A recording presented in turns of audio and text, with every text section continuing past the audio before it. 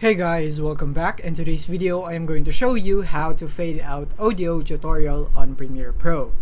So let's get started. So here we are and we have our sample audio right here. And from here, the easiest way that you can add a fade out is to right click here at the end of your audio clip, right click and apply default transitions. So by default, you would have a constant power transition right here, or it's constant power. And then you can also make this longer right here if you would want to make the fade out longer right here. So let me just play it for you so that you can hear. So that was the fade out of constant power, and then you can also make it longer if you'd want to, and if you think that it is not smooth enough, then you can also do that.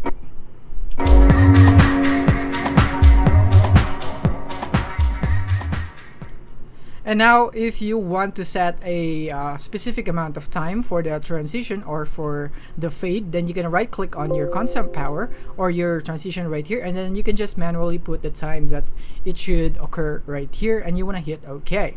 And if you can see it right here, all you have to do is drag this handle right here and make it smaller so that you would be able to see it right here. And yeah, that is how you add a transition. But if you want other choices other than constant power, then you can just go head over into effects, and then from here go into audio effects, and then from here you would have a lot right here, but specifically we'll be looking for crossfade.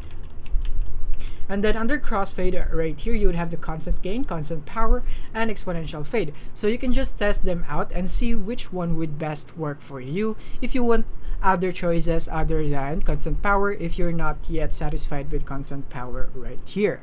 So that is basically it on how you can set fade out on your audio clip on Premiere Pro. Thank you for watching. If you found this video helpful, simply leave a like below or subscribe because it helps me reach more people. See you soon.